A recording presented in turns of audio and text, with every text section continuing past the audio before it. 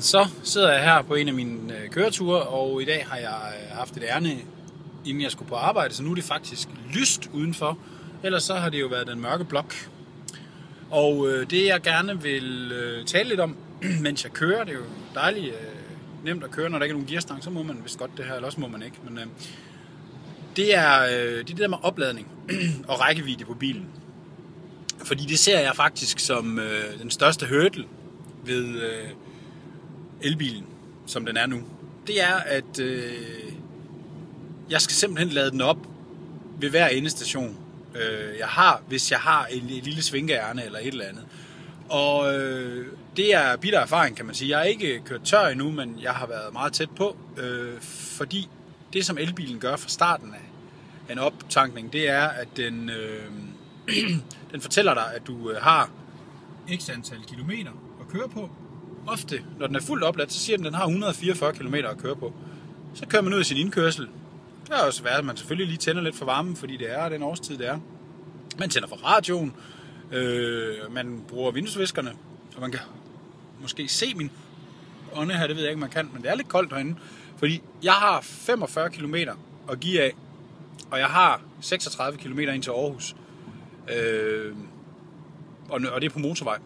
Så jeg kan jo ikke ligge og snegle med 70.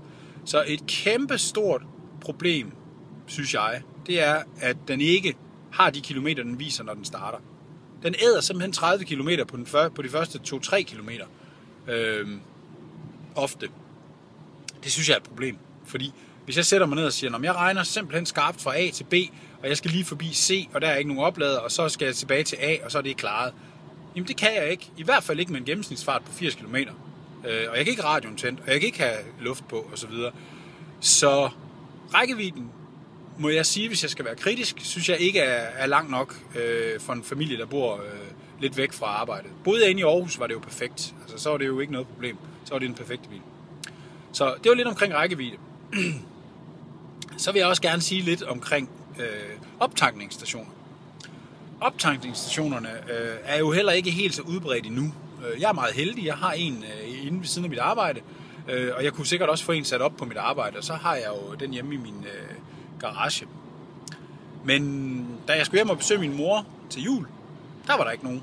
Jeg kunne tage et helt almindeligt stik, 220 volt fra stikkontakten. Det ville tage 10-12 timer, og så lang tid var vi altså ikke til julefrokost hos min mor.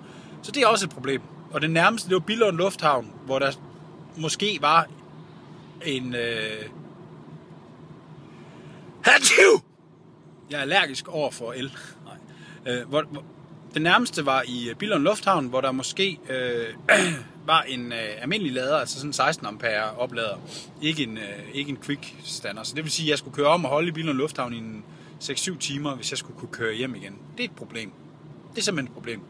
Fordi moderne familier i dag planlægger jo ikke deres rejser som om, at man skulle med en diligence, og så skulle man holde 4 timer, mens hestene får havre og skal have vand. Vi vil køre fra A til B, og det skal være nu, og det skal være tjept.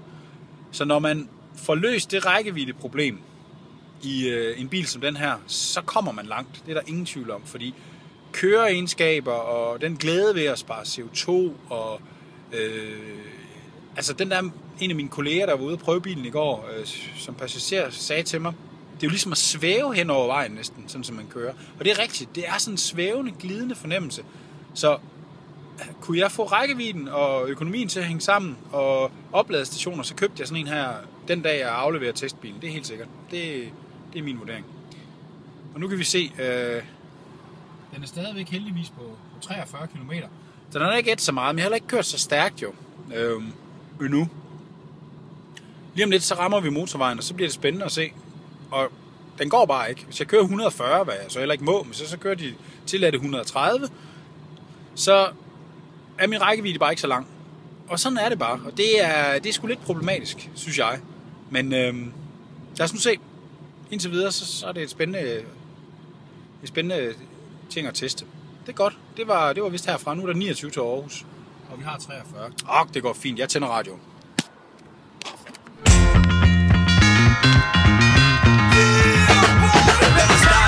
for jeg er en gambler, gangster, stiv til at gå med gangstativ. Se mit liv på din tube, fra jeg var lille i en pube med Rubriks kube. Svøbt i en kåbe, hermelin, dyppede jeg tungen i halvevin.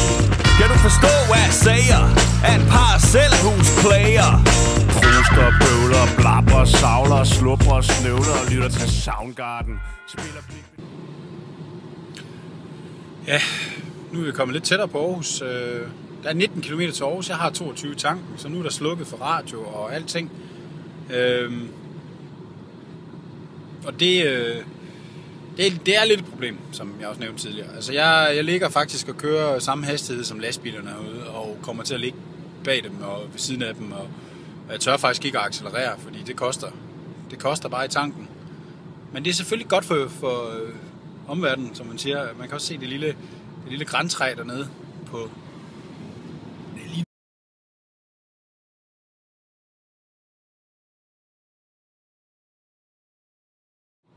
Så vil jeg gerne sige noget om opladningstidspunkter. Jeg gør altid det, når jeg kommer hjem fra arbejde der ved 5-tiden.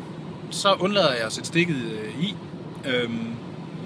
Så jeg gør det, at når vi har spist aftensmad, og vores datter hun er puttet ved 8-tiden, så går jeg ud og sætter den til. Så passer det også med, at den er helt opladt, når jeg står op næste morgen. Og det er jo noget med også med at bruge den strøm, kan man sige, som er der i systemet på det tidspunkt. For vi ved jo alle sammen godt, at den strøm, der forbruges i Danmark, den forbruges i de timer, der hedder fra 5:30 til 7:30. Der skal hele familien Danmark lave mad, vaske op, vaske tøj. Ungerne sidder og spiller PlayStation. Far og mor ser tv-aviser, og alle lyset er tændt, fordi vi lever i et mørkt land, i øjeblikket i hvert fald. Så derfor er det godt at lade op hen over natten. Og det er der vist også noget med, at man kan få en billigere strøm der, hvis man har sådan en strømaftale. Jeg tror det går. Spiser min vaffel og skruer op for Eddie Condon. Kusser rundt ud på fedten med en dejlig tøs. Pilstop på frillermand, vi hygger løs. Stener på et tæppe i det blødeste fil. Stikker ind til en koge, ja vi har det for vildt. Kigger op på skyerne. Meget flotte.